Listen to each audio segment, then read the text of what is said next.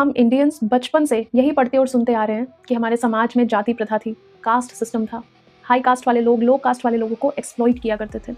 आपको ये जानकर हैरानी होगी कि पूरे वर्ल्ड में सिर्फ और सिर्फ वैदिक सिविलाइजेशन ही थी जो लोगों को कास्ट के बेसिस पर डिवाइड नहीं करती थी।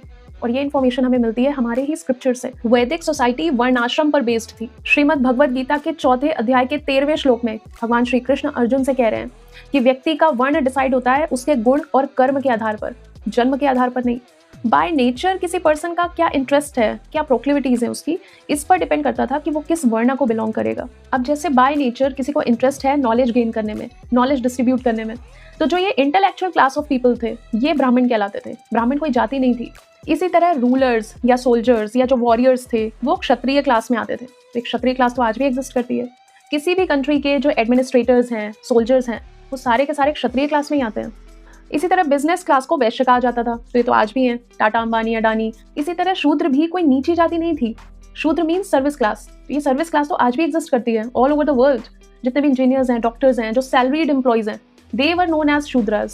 So through this Varnashrama system, the society was naturally divided. Intellectual class was known as Brahmanas, administrative class was known as Kshatriyas, business class was known as Vaishyas, and service class was known as Shudras. तो ये जो caste system है, that is a kind of distorted form of Varnashrama system, which is not accepted by Vedic scriptures.